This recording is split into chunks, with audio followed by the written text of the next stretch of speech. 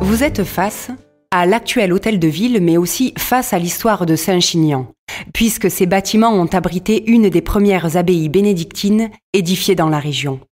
Il ne s'agit pas du bâtiment primitif, détruit en 1578 lors des guerres de religion, mais de l'ensemble reconstruit en 1650.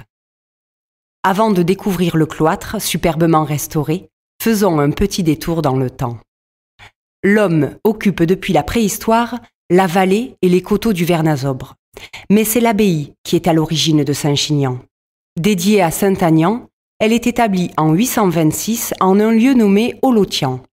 Elle doit son origine à Durand, familier de Louis le Pieux, et dans la sphère d'influence de Benoît d'Aniane.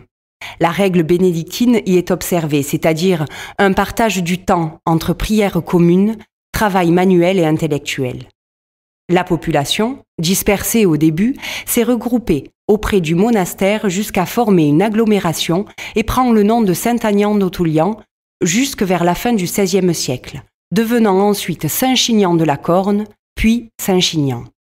L'histoire de la ville est étroitement liée à celle de l'abbaye jusqu'en 1789, date à laquelle elle est abandonnée par les moines. Le cloître est resté et vous êtes invités à y rentrer pour en savoir plus sur l'histoire de la ville. Dès le Moyen-Âge, les moines avaient su mettre à profit les ressources naturelles de l'eau. Le cloître, par exemple, était traversé par une dérivation du canal de la baie. 2 moulins existaient, la Rive et le pont de l'Ermite, puis 2 moulins Foulon, Tournefeuille et Sceaux, ainsi que des teintureries. L'élevage du porc, la culture du blé, de l'olivier, de la vigne et la production de draps étaient les principales ressources de la ville. Au Xe siècle, pour se défendre contre les invasions, les religieux avaient fait ériger des murailles et une tour défensive, la Némourouze. Le clocher de l'église est construit sur ces bases. Dès 1351, les habitants furent affranchis par Pierre IV de Boyer. Mais c'est à la suite de l'octroi de la charte de 1465 par Renaud de Vallon que la population augmenta vraiment. Des tanneurs s'installèrent, les fermes s'agrandirent et certains redevinrent des hameaux. Grâce à la laine des troupeaux, la ville put passer d'une économie rurale à une économie d'échange. Elle prit alors son essor et connut une période prospère. Les guerres de religion mirent malheureusement un terme provisoire à cet âge d'or. La ville et son abbaye furent dévastées. La reconstruction intervint vers 1650, une fois la paix revenue. Le XVIIe siècle fut à Saint-Chinian une époque prospère.